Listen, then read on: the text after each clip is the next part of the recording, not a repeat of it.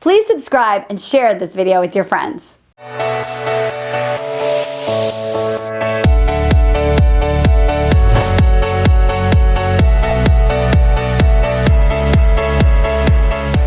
Hello everyone, this is Marni Battista. Welcome to our humble dating den. I am here with Adam Lyons. Thank you for having me. Adam is really special because not only is he handsome and British and looks really fabulous in blue, he actually coaches mostly men. So he's here to give us the inside scoop on what men think, and also he is obviously a guy.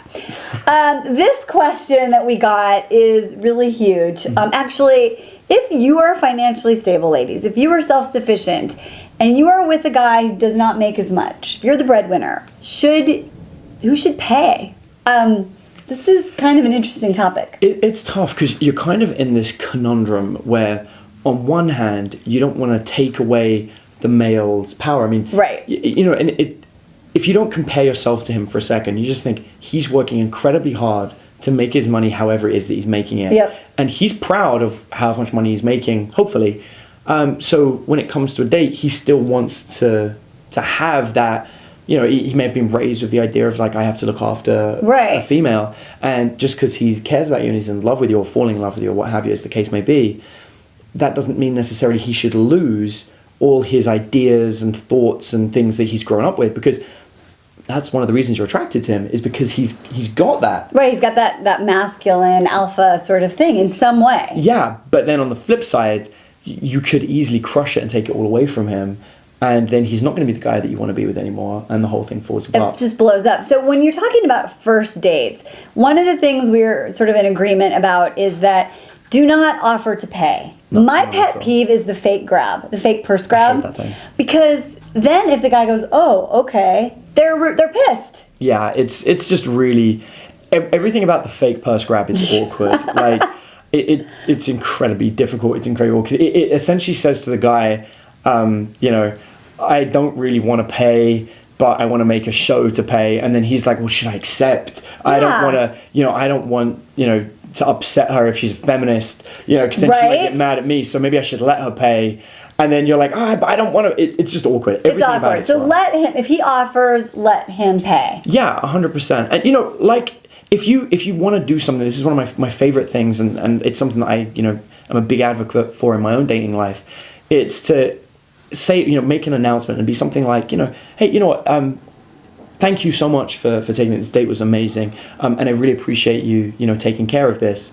Just so you know, next one's on me, and I've got a great idea for it. It's gonna be really. So do you have to wait until he asks you out for the second date, or do you say that like? Because what if is that awkward? I would say it to acknowledge the fact that a payment's happening. Okay. Because if you don't do anything about it, you do run the risk of, there are guys out there that want to go Dutch. Right. And if you make them say it, then that's kind of awkward. And let's just say you've got an intention to pay for the next date, or to at least organize the next date, whatever it is.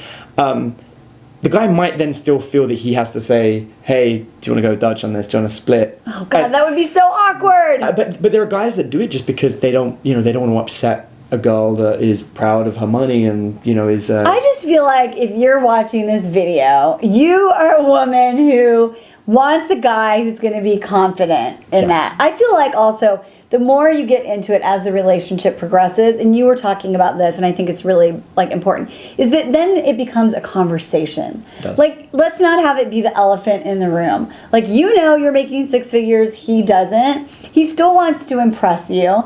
So how can you sort of navigate through that? Because you don't want him to feel that he's not manly enough or you're not interested because he can't afford it. And then also he's going to start like feeling like crap. Maybe he doesn't even ask you out as much because he's like, oh shit, you know, I took her to these 3 really nice places, but I can't continue to do it. Yeah, the art, I suppose, is to realize that you're the educated one. By watching the dating den, you're the one that has the upper hand in this. And so you've kind of got to take charge and take control of it. And actually, I think that somebody who is successful financially can actually get quite lazy when it comes to dating. And I think if you stop being lazy about your dates, it should solve 99% of any problem you're going to have. And what I mean by that is, instead of paying for dates, be thoughtful about dates. I got taken on the most amazing date the other day by my girlfriend. It was a beautiful idea that I'd never thought of. Yeah. She went on Living Social and she found a deal where it was like $5 a person to go whale watching. Oh, that's cool. Right? And it's really thoughtful. And she picked a day in my diary and she put in my diary going on a date. And I was just like, oh my God, apparently I'm going on a date that day. Great. And that way my assistant couldn't put anything in on that day. And, it didn't cost her a lot of money. I think the whole day she spent nothing more than like $40, I think was which to her is actually quite a lot of money because she does, she's like starting her thing. Yeah, right, it's like, she runs her own business and it's not the best business in the world yet, but it's getting there. And so that was quite a bit of money for her to just So this is great. So it's like go on Living Social. And so this is huge. You're sort of assuming he's not savvy enough to figure things out. Yeah, exactly. Right? Like he can go on Living Social and come up with a creative date. And then we were talking about, you could say like, the next one's on me, can I cook you dinner? Exactly, yeah. It doesn't have to even be like money. No, not even at all. Like a picnic in the park is a great one. But by stopping relying on your money for the dates and instead being thoughtful, you're going to find that it's a much better interaction. The guy's going to appreciate it more because you're still putting the effort into the dating. You're still taking control. Yep.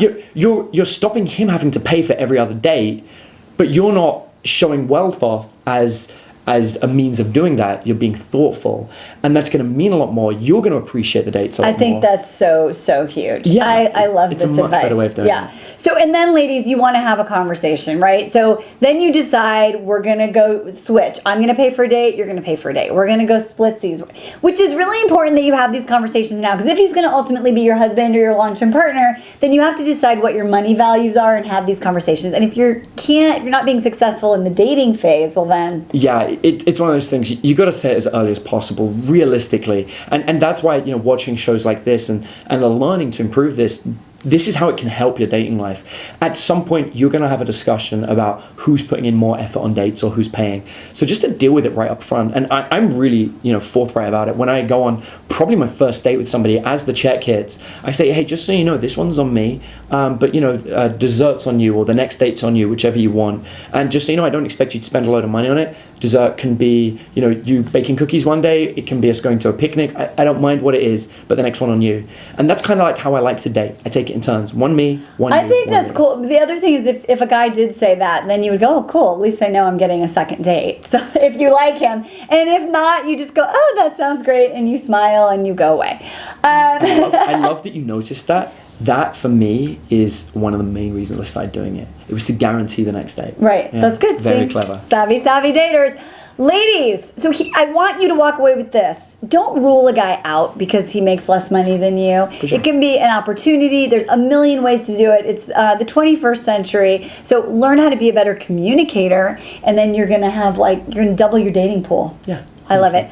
All right, ladies, if you want more, go to datingwithdignity.com. You can find me on Twitter and tweet, what did you think about this episode? It's at Marni Battista. And where can we find you, Adam? You can find me on Twitter at twitter.com/AFC Adam, or you can find me at thedatingcoach.com. And if you want to have a coaching session with Adam, he's on our website now, and you can actually work with him one-on-one. So go find him at Dating with Dignity. Mwah, peace. Love you, ladies.